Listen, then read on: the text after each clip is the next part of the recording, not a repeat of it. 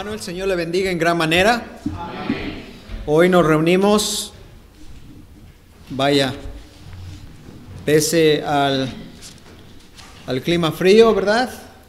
Pese a la eminente tormenta que va a venir, el pueblo del Señor quiere escuchar la palabra de Dios, ¿no? Eso es de gran ánimo, hermanos. Eso es de gran ánimo para hermanos que el Señor ha levantado en medio de nosotros para compartir la palabra viva y eficaz. Eso es de gran ánimo, hermanos. Ciertamente el Señor dice que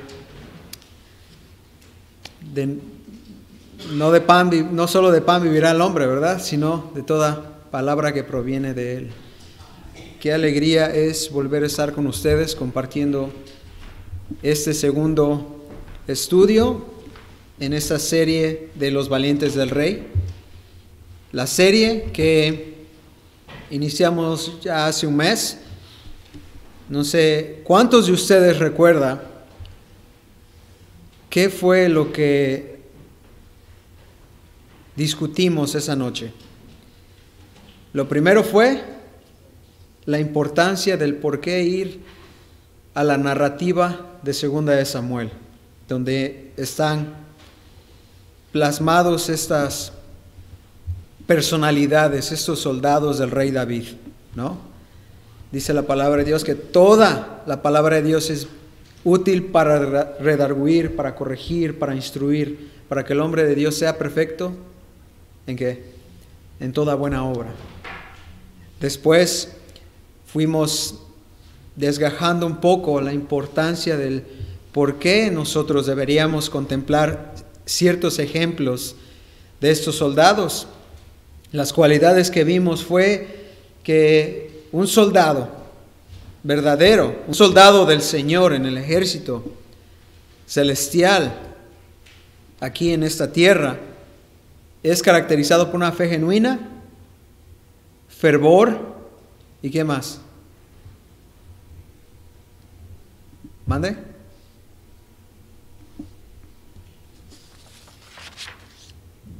Firmeza y fidelidad. Las palabras con F. Y nosotros deberíamos también seguir con el deseo de aprender un poco más acerca de cuáles son las cualidades de un soldado del Señor. ¿Usted se considera un soldado del Señor? ¿Cuántos se consideran soldados del Señor? A ver, quiero ver manos levantadas. ¿Cuántos de ustedes se consideran soldados del ejército del Señor Jesucristo? Amén. Muchos. Un soldado debe aprender, hermanos. Y un soldado debe estar atento, como lo cantamos en este canto que dirigió el hermano Dewin. Debemos estar atentos a la voz de ¿quién? De nuestro general al mando. Mi deseo, hermanos, es que este ejemplo que vamos a ver esta noche tenga un propósito, y ese propósito es que usted vaya añadiendo a la lista de cualidades la cual debe haber en usted. Ahí están las proyecciones que vimos hace un tiempo atrás. Vimos que el ejército fue conformado por dos partes, los generales, los 3 hombres y después los soldados. Recordamos que vimos el ejemplo de Abisaí. De ahí fuimos viendo el significado de su nombre, lo que podríamos aprender del significado de su nombre, las cosas que le fueron notorias en el campo de batalla. Después vimos que en él hubo una fe genuina, hubo fidelidad, hubo también firmeza, hubo también, ¿qué más? Fervor. Y después de ahí vamos a ver el siguiente soldado del ejército de los valientes de David, que está, por así decirlo, está en la información, en el data de la palabra de Dios, el cual es Benaía. Yo quería poner en cada personaje, la imagen de aquel personaje. No sé si usted la puede ver ahí, pero pues por la luz está haciendo que la pantalla se pierda un poquito, pero Benaía está registrado en estos estos 3 versículos de 2 de Samuel 23. 2 de Samuel 23, versículo 20 y 23. Si quiere usted ir en su Biblia, bien puede. Dice así la palabra de Dios, 2 de Samuel 23, versículo 20 al 23. Después, Benaía, hijo de Joiada, hijo de un varón esforzado, grande en proezas de Cabseel, mató a 2 leones de Moab, y él mismo descendió y mató a un león en medio de un foso cuando estaba nevando.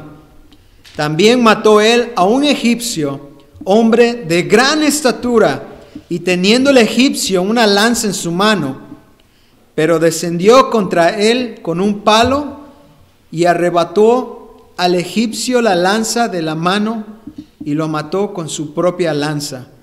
Esto hizo Benaía, hijo de Joiada, y ganó renombre con los 3 valientes. La otra porción se encuentra en Primera de Crónicas 27:5.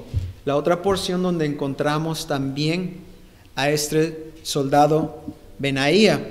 Dice Primera de Crónicas 27:5, el jefe de la 3ª división para el 3er mes era Benaía, hijo del sumo sacerdote Joiada, y en su división había 24,000 soldados.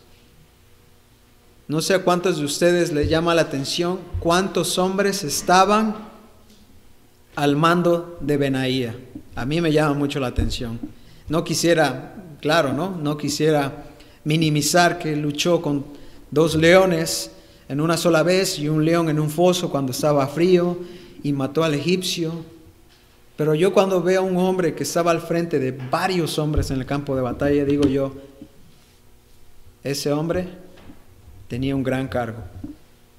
Ese hombre tenía una gran responsabilidad. Nosotros no estamos al frente de muchos hombres, ¿verdad, hermanos? Pero también tenemos responsabilidades.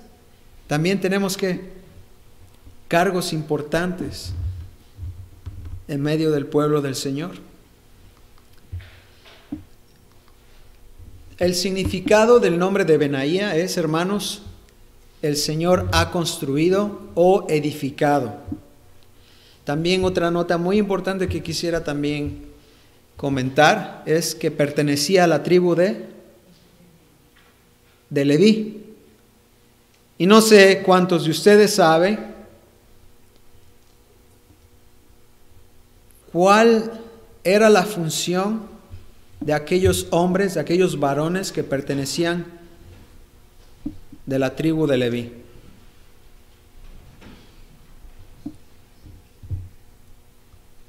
¿De dónde provenía los sumos sacerdotes en medio del pueblo? Como lo leímos en Primera de Crónicas, quiero ir atrás, ahí está, bueno, me pasé.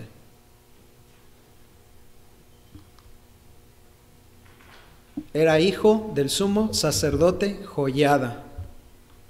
O sea que podríamos decir, hermanos, que Benaía tenía una formación sacerdotal, ¿no?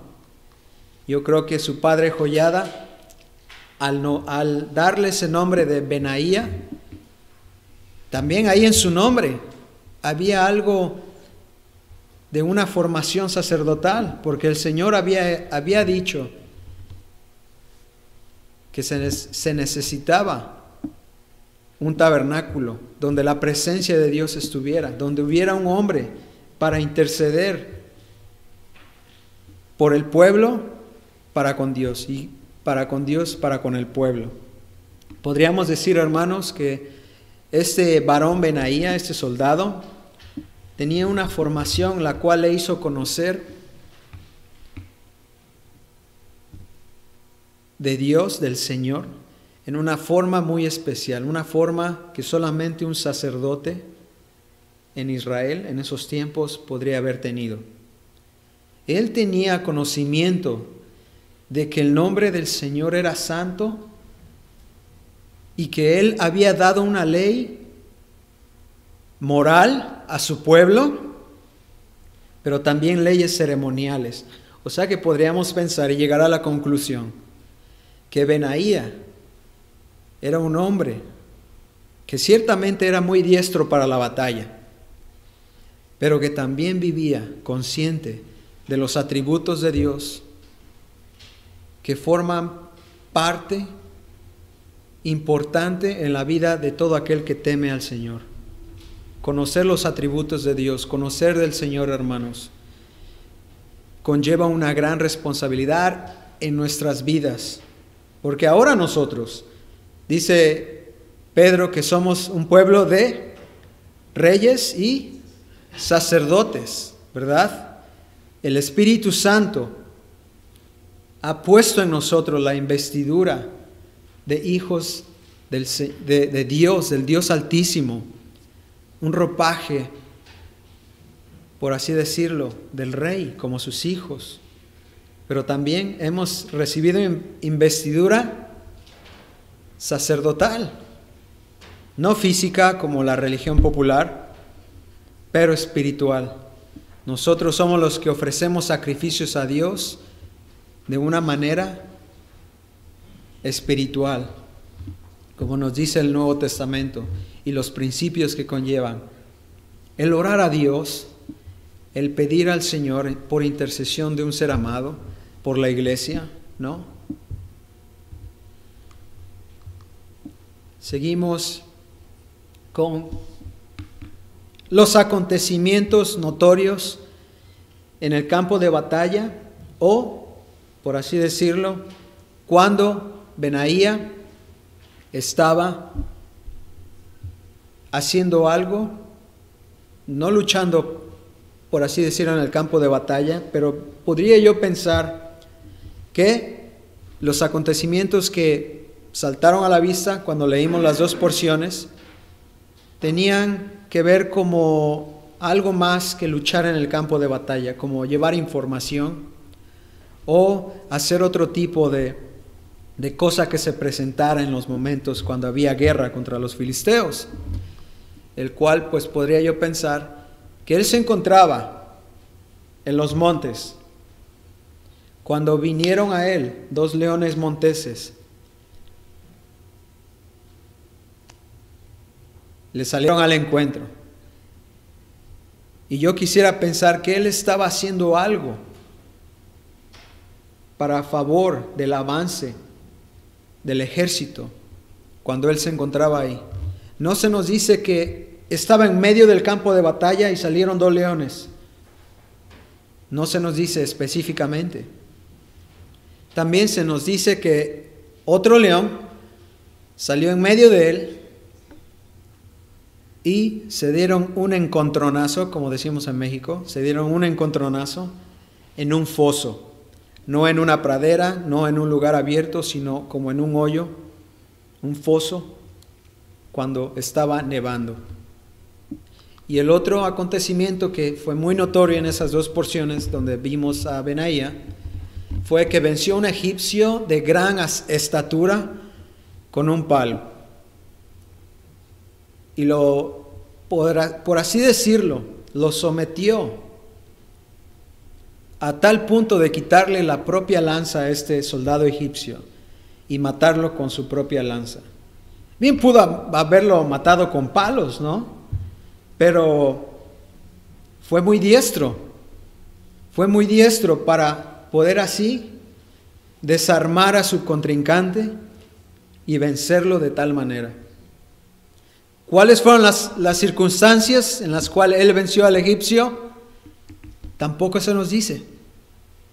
Quizá pudo haber sido que este egipcio se perdió, caminó, fue un errante, salió al encuentro de este hombre y Benaía lo reconoció por su vestimenta, por su armadura y dijo: este es un enemigo del pueblo de Dios. hay que darle cuello, como decimos, ¿no? Como decimos en México. Estoy usando muchos modismos mexicanos, claro, porque soy mexicano, ¿verdad? Pero es bueno que también se los estoy explicando al momento. Estos 3 acontecimientos, hermanos, yo cuando leí estos 3 acontecimientos que saltaron a mi vista, dije yo, este era un hombre que, vaya, no sé cómo decirlo, pero me llamó la atención y dije yo, es un hombre como el Señor nos pide que seamos nosotros. En Mateo 10, 16, fíjese lo que nos dice el Señor. Cuando nosotros hemos de salir a luchar en el mundo con el estandarte del Evangelio del Señor Jesucristo, fíjese lo que nos dice Mateo 10, 16. He aquí, yo os envío como a ovejas en medio de lobos. Sed pues prudentes como serpientes y sencillos como palomas. Yo cuando vi el ejemplo de Benaí, hermanos, se me vinieron esas 2 palabras en la mente. Prudentes y sencillos. ¿Cómo se nos dijo que Benaí venció al egipcio? ¿Con una espada recién forjada? ¿Con un escudo? Muy avanzado en tecnología para defenderse de los ataques del egipcio. ¿Qué nos dijo Primera de Crónicas? Que fue con un palo. Ciertamente lo venció con su propia lanza, pero eso fue el estoque final. Pero él ciertamente lo venció con un palo. Ser sencillos, no tener mucha ostenticidad, hermanos, en la batalla, eso también va a contar mucho en nosotros. Pero también astutos y prudentes, como dice el Señor. Yo los envío, sean astutos y prudentes. Yo me imagino a este hombre muy astuto y muy prudente. Astuto en cuanto a la inteligencia de saber cómo vencer a un soldado egipcio, un soldado que ciertamente pudo haber sido parte de la élite del ejército egipcio, del ejército, uno de los ejércitos más poderosos de Medio Oriente. Vencerlo con un palo. Se me antoja pensar que era un hombre astuto, que se la sabía de todas en el campo de batalla. Y hermanos, no sé cuántos de ustedes saben, pero todos estos valientes de David, todos estos hombres que él enlistó en su ejército, se nos dice que formaban parte de una pequeña multitud que reconocieron a David cuando fue exiliado por Saúl. Y esta multitud era una multitud que se lamentaba, que lloraba, una multitud que nos dice la narrativa que era una multitud que era reconocida por quejarse y lamentarse. Para mí, hermanos, me es difícil entender cómo de esa multitud el Señor levantó a estos hombres para estar al lado de David y luchar en contra de los ejércitos enemigos. Grandes maravillas el Señor puede hacer con aquellos quienes son contados los don nadie en este mundo. Para muestra estos valientes de David. ¿De dónde los sacó el Señor? De una multitud que lloraba, se lamentaba y se quejaba, para convertirlos en soldados poderosos, astutos y valientes en el ejército de David. Hermanos, ¿no nos refleja también a nosotros esta realidad? ¿No nos refleja a nosotros, como nos dice el Nuevo Testamento, que nosotros éramos ¿qué? Nada. Éramos lo peor de este mundo, pero Dios en su gracia escogió a lo menospreciado para avergonzar a los sabios de este mundo. ¿No es esto hermoso, hermanos? Nosotros, hermanos, podemos aprender también cosas muy, muy hermosas en el ejemplo y en la vida y en el servicio, por así decirlo, de Benaía en el ejército de David. Ven a ustedes ahí una letra, la letra R, la letra más hermosa del alfabeto, ¿verdad? Rey, ¿está de acuerdo conmigo? No es cierto, hermanos, eso es broma. La palabra resistir. Hermano, ¿cómo? A ver, explíqueme, resistir. Cuando Benaía estaba con esos 2 leones de Moab, que por cierto, Moab es una tierra donde salieron personas muy, muy, muy fieras, muy, por así decirlo, temperamentales, muy aguerridas, que les gustaba guerrear específicamente para con Dios y su pueblo. Ahora podríamos pensar, ¿qué hay de los animales de Moab? Bueno, era lo mismo. ¿Por qué? Porque vieron un soldado israelí y dijeron los 2 leones, se acabó el ayuno, vamos a comer carne real, porque él es un soldado real de David, ¿no? Después un león en el foso y el egipcio. Yo quisiera pensar que tanto los 3 leones que salieron en contra de Benaía, en cierta manera, sintieron que su hora había llegado, ¿no? De comer buena carne. ¿Cuánto más el egipcio? Matar a un israelita, el cual se burló del faraón, se burló de los dioses y para colmo se llevó de los tesoros de faraón. ¿Cuánto pudo haber sido el honor para el egipcio el vencer a Benaía, el soldado israelita que se encontró? Pero ¿qué fue lo que pasó? La gracia del Señor hizo que Benaía, ¿qué? Resistiera los ataques de los leones y de este diestro soldado egipcio. Ese va a ser, por así decirlo, hermanos, la clave, la palabra clave de la enseñanza que vamos a encontrar en Benaía y en su ejemplo. Usted ve 3 citas ahí. Bueno, si usted las ve bien, yo no las veo bien, pero aquí las veo en mis notas. Usted ve 4 citas ahí. La primera es la color púrpura, la segunda la color azul y la tercera y la cuarta, que están en el mismo libro, en rojo. La primera de Pedro, nos habla, estas 3 citas nos hablan acerca también de 3 enemigos. ¿Cuántos enemigos tuvo Benaía que fueron registrados en las porciones que leímos? 3.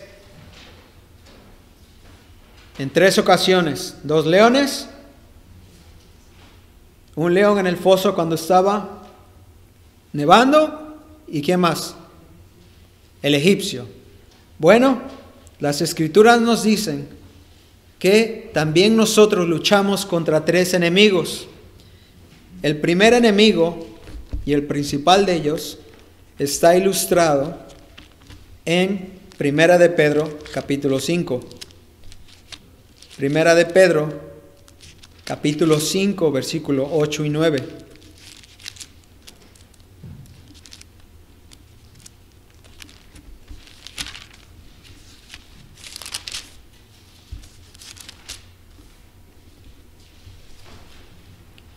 Dice así Pedro: sed sobrios y velad, porque vuestro adversario, el diablo, como león rugiente, anda alrededor buscando a quien devorar.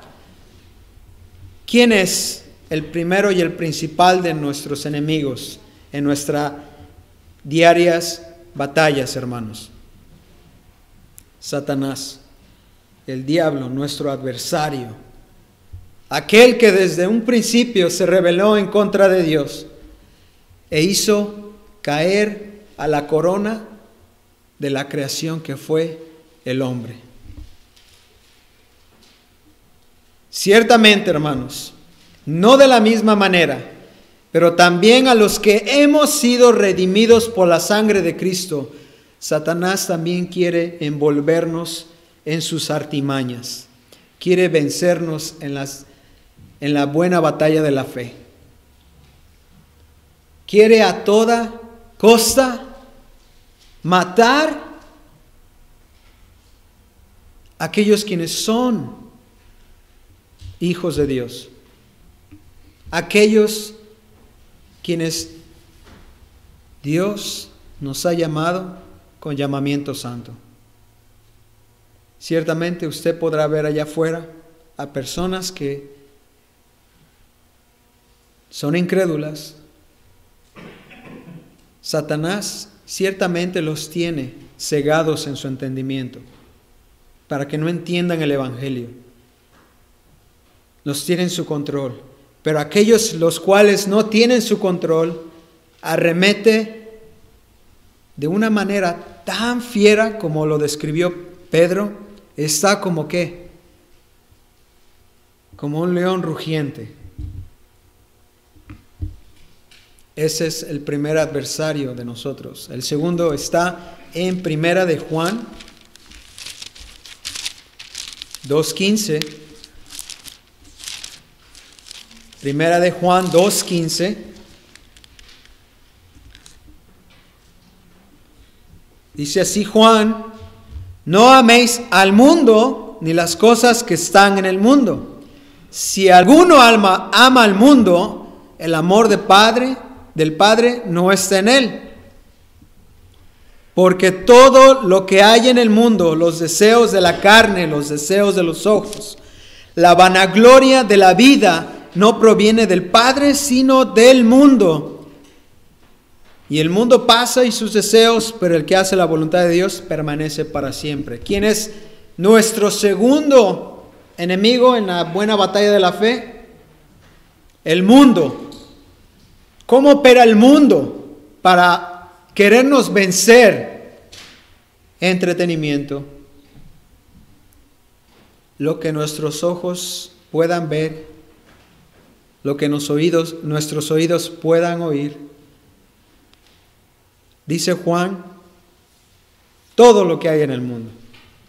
Créalo o no, también todo lo que podamos comer, hermanos, hace que seamos vencidos. ¿Por qué? ¿Por qué digo también lo que podamos comer? Hoy en día las estadísticas dicen que aquí en Estados Unidos hay muchas personas que mueren sin llegar a los 50 años por una mala alimentación. Quizá usted podrá decir, hermano, usted es muy extremo al decir esto, pero es cierto. Todo lo que hay en el mundo, todo lo que hay en el mundo está en contra de nosotros. Todo lo que nuestros sentidos puedan ser absorbidos.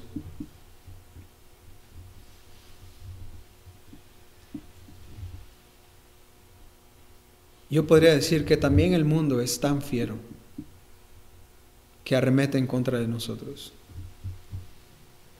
Claro, orquestado por el padre de toda mentira. El padre de toda mentira, que es Satanás, nuestro adversario, el cual hace que la mentira parezca muy deleitosa. Que lo malo para nuestros cuerpos, para nuestras mentes sea muy llamativo. Y por medio de la sutileza, Él lo presenta como le presentó el fruto a Eva y también a Adán. De la misma manera también con nosotros. El tercer y último enemigo, hermanos, se encuentra en Romanos 7, y aquí es Pablo diciéndonos e ilustrándonos quién es nuestro tercer enemigo. En Romanos 7, Romanos capítulo 7, versículo 18. Dice Pablo así: y yo sé que en mí, esto es, en mi carne, no mora el bien, porque el querer el bien está en mí, pero no el hacerlo. El siguiente versículo está en el capítulo 8 y el verso 8. Y los que viven según la carne no pueden agradar a Dios. Hermanos, ¿quién es nuestro tercer enemigo en esta buena batalla de la fe? La carne. ¿Quién lo dijo? No lo dijo Ramón, no lo dijo un hombre que no ha vivido nada. Pablo fue un hombre que lo vivió todo, lo experimentó todo. Él experimentó un acercamiento, si bien en la mente, en el espíritu, él dice no lo sabe, pero él le fue permitido ver cosas que solamente en la presencia del Señor Jesucristo en el cielo se pueden ver y oír. No es como la Iglesia Católica lo presenta. Él fue un hombre que también tuvo carne como nosotros, pero que también luchó esta buena batalla de la fe. Y él nos dice en su testimonio propio que en él había un enemigo y era su carne, que quiere decir los deseos más internos que hay en el ser humano. Los deseos que han sido corrompidos, ¿por quién cree usted? Por el padre de toda mentira. Desde los primeros padres, la obra de Satanás, hasta hoy en día, quiere hacer que la corona de la creación del Señor sea destruida. Y qué inteligente es por medio de nuestros deseos de la carne. ¿Por qué lo digo así? Porque no son cosas que nosotros podamos ver, oír o recibir externamente, sino que dice Pablo, está en lo más adentro de nuestro ser. No sé cuántos de ustedes, hermanos, se ha lamentado, ha llorado, ha probado el amargor de haber hecho lo que no le agradaba al Señor. No sé cuántos de ustedes han experimentado esto. Pero un cristiano, un creyente que vive en continuo satisfaciendo los deseos de su carne, es alguien que ha sido, por así decirlo, sometido por aquella mentira que fue introducida por Satanás en el jardín del Edén. Pero doy gloria a Dios, porque el Señor no solo nos muestra en su palabra quiénes son nuestros enemigos, sino que también, como lo aconteció con Benaía, el Señor le concedió su gracia para resistir estos tres enemigos y los ataques. También con nosotros, hermanos.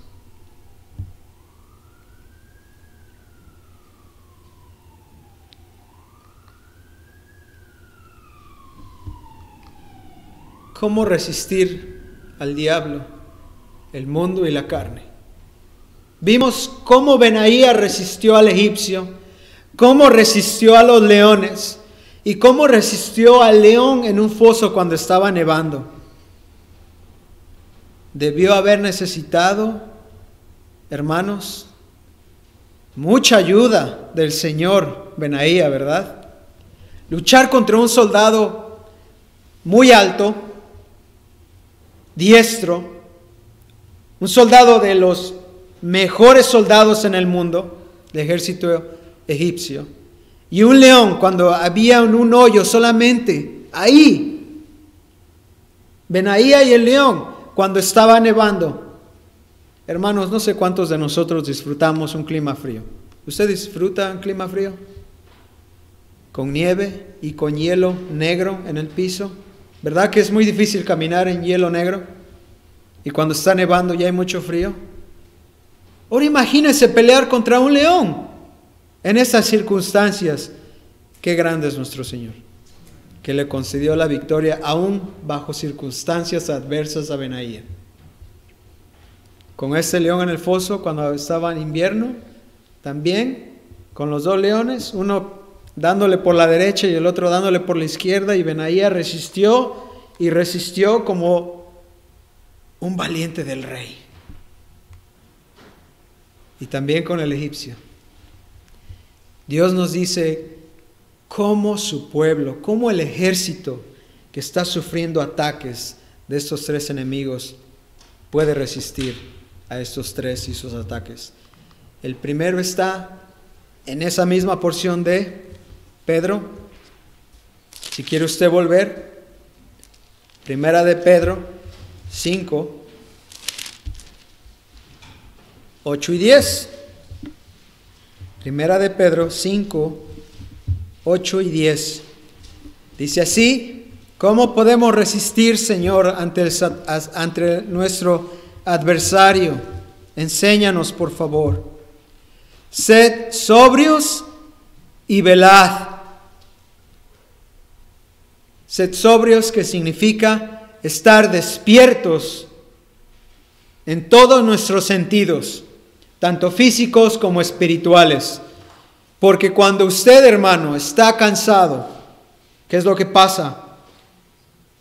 Ya su cerebro ya no piensa, sus brazos ya no se mueven, ya está usted completamente como una piedra, dormido, ¿verdad? No sé aquellos que tienen el sueño pesado, ¿verdad? ¿Qué es lo que pasa? Nos desentendemos de la realidad cuando nos dormimos. Cuando nuestros 5 sentidos en nuestro cuerpo se apagan completamente. Nos desatendemos de la realidad que está pasando, ¿verdad?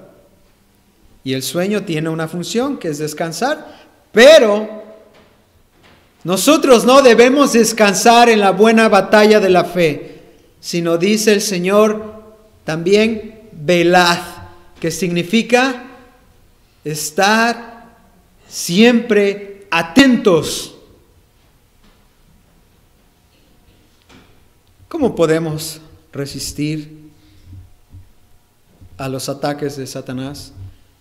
Tendiendo los ojos de nuestro entendimiento abiertos y perceptivos a lo que el Señor nos quiera dirigir. David dijo: tu palabra es lámpara a mis pies. Tu palabra es la luz que necesita mi entendimiento. Que sea nuestro deseo, hermanos, permanecer siempre con la palabra abierta en nuestro entendimiento. Y para eso debemos memorizar las Escrituras, aprender las Escrituras de memoria, porque ciertamente en la batalla de nuestro diario vivir no vamos a tener una Biblia en nuestras manos, pero qué bienaventuranza hay para aquel que se ha propuesto en su corazón guardar los mandamientos del Señor, porque es así como vamos a resistir a Satanás. Es así como Pedro dice, debemos resistir firmes en la fe, sabiendo también que hay otros que padecen estas artimañas de Satanás, estos ataques de Satanás. Dios aquí, hermanos, por medio de Pedro en esos versículos, nos llama a un avivamiento, el cual debe ser un avivamiento en el cual a la iglesia del Señor se exhorte a estar siempre despiertos, porque esta es una lucha que no tiene fin aquí en el mundo. El final de la lucha puede ser por dos maneras en nosotros. Una, como le aconteció a Pablo, que él dijo: he peleado la buena batalla de la fe. Él sabía que ya su momento había llegado y que iba a ser ejecutado. Esa puede ser la primera, que nuestra buena batalla de la fe culmine, hermanos. Que lleguemos a ir a la presencia del Señor. Y la otra es, si es que el Señor así lo ha predeterminado, venga por su iglesia. Hasta ahí se acabaría la buena batalla. Pero por lo mientras, la batalla sigue y sigue y sigue. Satanás es alguien quien no descansa en esta batalla. Nosotros habríamos también de descansar. Dice el Señor: sed sobrios y velad. Estar siempre al cuidado de ustedes, pero también al cuidado de otros.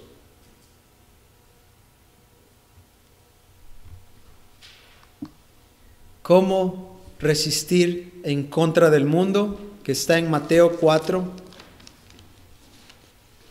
Mateo 4.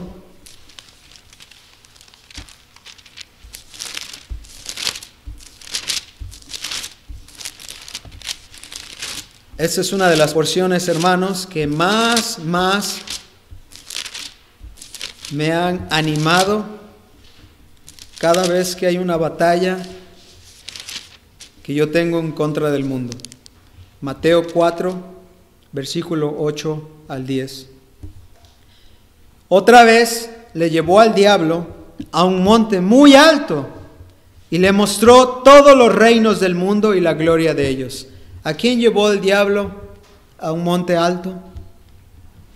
A nuestro bendito Señor.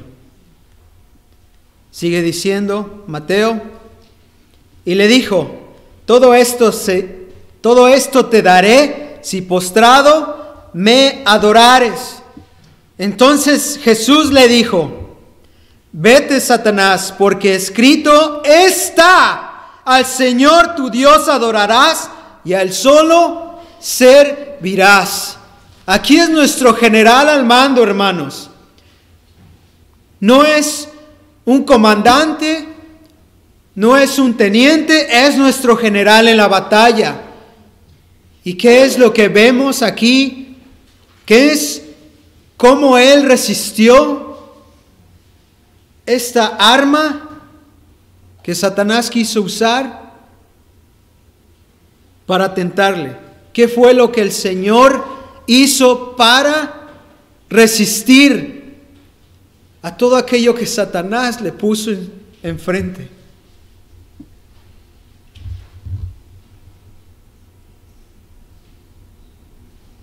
La palabra de Dios. Otra vez más, hermanos, es necesario que nosotros memoricemos las Escrituras, que apartemos un tiempo en nuestro día y memoricemos las Escrituras. No leerla, no solo estudiarla, sino memorizar las Escrituras. Porque los ataques de Satanás son fuertes, pero hay un arma en la cual nosotros podemos resistir, el cual el Señor nos dio una hermosa guía para resistir. ¿Y qué fue? El Señor mismo utilizó las Escrituras que Él mismo inspiró. Le dijo: escrito está. Hermanos, en la práctica, cada vez que vemos cosas que nos llaman la atención a nuestros ojos, o queremos saborear con nuestras papilas gustativas o nuestros oídos, recordemos los ecos de Juan, que nos dijo que todo lo que hay en el mundo Todo lo que proviene del mundo, ¿qué es? Contrario a lo que el Señor quiere de nosotros.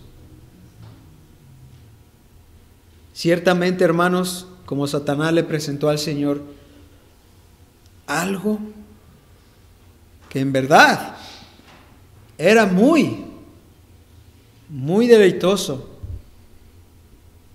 Pero imitemos el ejemplo de nuestro bendito Señor, que su mirada, su persona, no giraba alrededor de todo lo que había en este mundo, sino a la voluntad del Padre, porque Él vino a dar su vida, en sacrificio, para poder así recibir de la mano del Padre toda potestad. Hermanos, yo les voy a ser sincero, siendo joven es muy difícil. En mis primeros pasos como cristiano, muchas personas me dijeron: Ramón, tú lo tenías todo, tenías popularidad entre el barrio, jugabas fútbol muy bien. Claro, no eras el mejor de todos, ¿verdad? Jugabas muy bien fútbol, Ramón. Pero ahora lo has vendido todo para tener un libro en tu mano e ir al templo. Y aún hoy en día, hermanos, aún hoy en día sigue lo mismo. Puedes obtener un mejor auto, puedes obtener una mejor casa. ¿Qué hay en su vida, hermano? ¿Cuántas cosas el mundo le ha ofrecido a usted? Yo le voy a ser sincero, hay muchas personas que han obtenido del Señor, de su buena mano, es cierto, pero cuando el mundo nos las da, nos las ofrece, son cosas que nos distraen completamente de nuestro deber en la buena batalla de la fe. Para muestra, hay muchos botones, ¿verdad?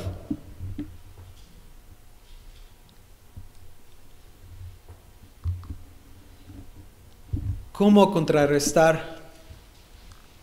¿Cómo resistir a los deseos de la carne? Ahí mismo en Mateo, pero en el versículo 4, en la misma porción, pero en el versículo 4. Él le respondió y dijo, es versículo 3. Y vino el tentador y le dijo: si eres hijo de Dios, di que estas piedras se conviertan en pan. Y el Señor le respondió y le dijo: escrito está, no solo de pan vivirá el hombre, sino de toda palabra que sale de la boca de Dios. Hermanos, Satanás introdujo, como ya lo comenté al principio, introdujo la contaminación al ser humano. ¿Y cómo provino? ¿Cuál es el origen de esa contaminación? Satanás le dijo al hombre: tú puedes satisfacer un deseo que hay en ti, pero que aún no lo satisfaces, porque Dios te ha engañado. ¿Verdad? ¿Y qué fue lo que pasó? Se debió hacer lo que no. Desde ahí, hermanos, la carne en nuestro interior, un enemigo interno, no externo, un enemigo interno, como lo dijo Pablo en Romanos 7 y Romanos 8. En mí hay un adversario, el cual me hace hacer lo que no debo hacer.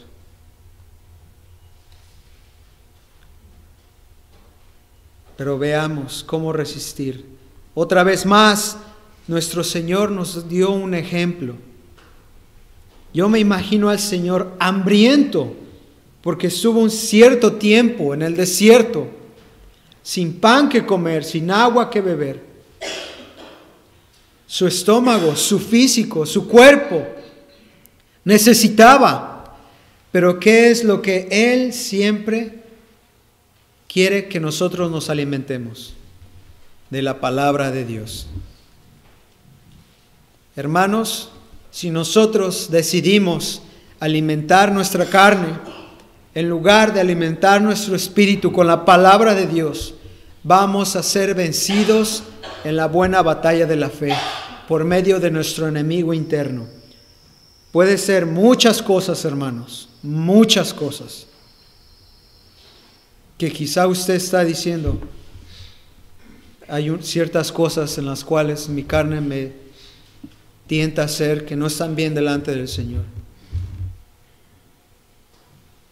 Yo quisiera imaginarme a Benaí, hermanos, en aquel foso, solamente él, el león y el Señor. Una lucha que fue interna. Ni un ojo físico la vio, sino solo él y el león y el Señor mismo. Nosotros, hermanos, también luchamos batallas en el interior de nuestros sentimientos y nuestros pensamientos. Cuando nadie nos ve, cuando no hay ojo físico, cuando no hay la persona más cercana que tenemos en este mundo, es ahí también cuando nosotros luchamos una batalla muy intensa. No por algo Pablo dice en Filipenses, meditad en todo lo que es bueno, todo lo que es de buen nombre.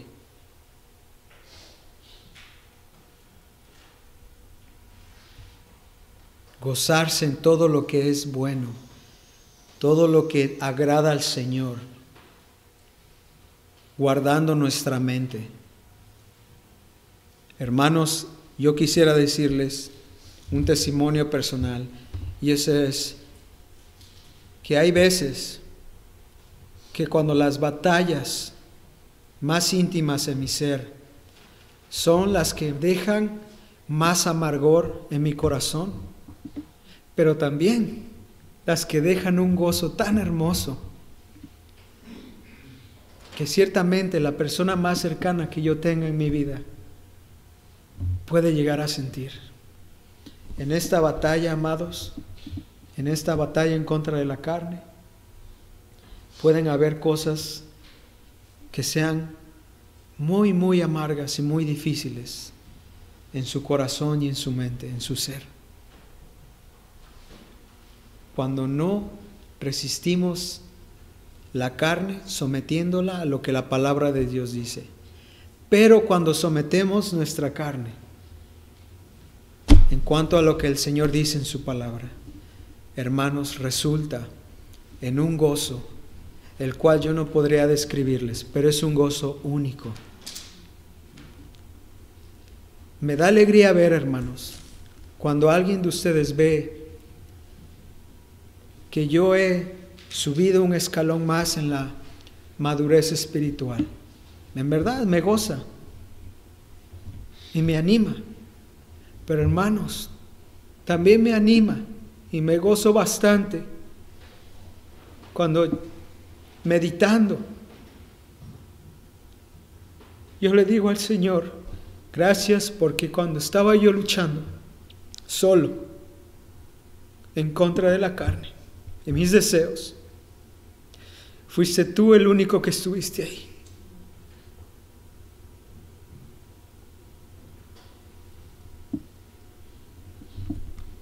Hermanos, hay un pensador israelí que experimentó los campos de concentración en la Alemania nazi. Este hombre experimentó una de las más amargas experiencias que el ser humano pudo haber experimentado. El nombre de este pensador judío es Viktor Frankl.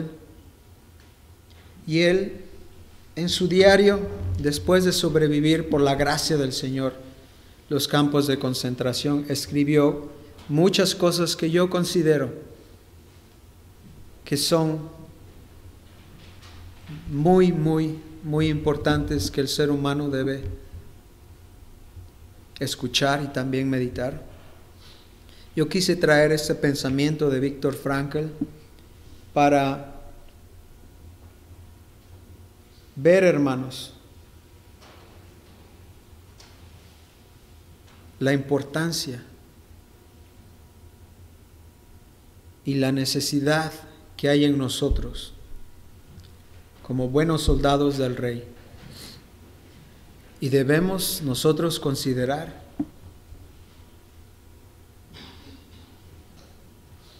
el resistir los embates de estos tres enemigos. Ya vimos cómo podemos resistirlos por medio de la palabra de Dios. Quisiera yo culminar con este pensamiento a manera de animarles, hermanos. Y también para que ustedes se hagan la pregunta que yo quisiera dejarlos y despedirlos en esta noche. Dice así Viktor Frankl: todo puede ser arrebatado de un hombre, pero una cosa permanece en él, y esta es la última de la libertad del ser humano, la de decidir cómo será nuestra actitud ante cualquier circunstancia adversa y determinar cómo le haremos frente. En esos momentos en los que los alemanes nazis le arrebataron todo, lo desnudaron y lo pusieron en el campo de concentración, hubo algo en él, y estoy seguro que por la gracia del Señor nadie le pudo quitar. Y eso fue la decisión de cómo afrontar esa situación. Hermanos, quizá nosotros estemos en esta lucha en contra de estos tres enemigos y pensemos que no hay esperanza. Pero una cosa hay en nosotros, la cual no nos ha quitado la carne, ni el mundo, ni Satanás. ¿Y cuál es? La decisión que va a marcar la diferencia. ¿Cómo nosotros actuaremos ante tal desavenencia? ¿Dejarnos vencer? ¿O resistir en el poder del Señor Jesucristo? Que sea nuestro deseo, hermanos, que esa última libertad que hay en nosotros sea para decidir y decir, como muchos cristianos han dicho: los que confían en Jehová se van a rejuvenecer como la águila en buen vuelo. Oremos. Bendito Dios, te damos gracias porque por medio del ejemplo de este soldado, del rey David, hemos podido ver que una de las claves la cual caracteriza un buen soldado tuyo es de resistir. Padre, te rogamos, te imploramos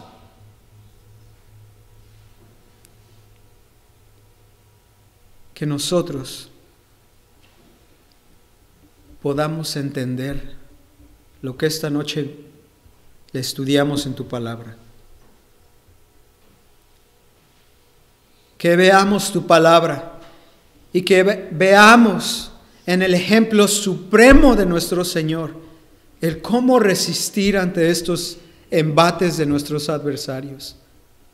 Y en su nombre, en el nombre de nuestro Señor, obtener la victoria en estas tres luchas que ciertamente tenemos exteriormente e interiormente.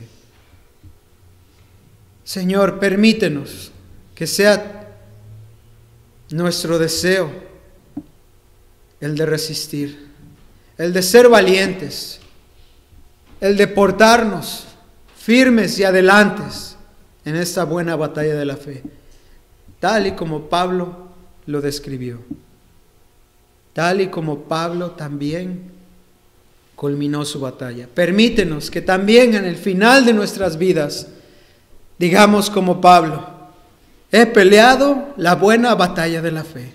Oh nuestro Dios, te pedimos que nos concedas tu gracia, porque sabemos que esa es la fuente de todo poder en nosotros. Poder para seguir luchando la buena batalla de la fe en nuestras vidas. Rogamos tu bendición para todos nosotros quienes estamos a punto de partir hacia nuestros hogares. Resguárdanos de la tormenta, Padre, y llévanos con todo bien. Te lo rogamos todo esto en el nombre de nuestro Señor Jesús. Amén. Dios le bendiga, hermano.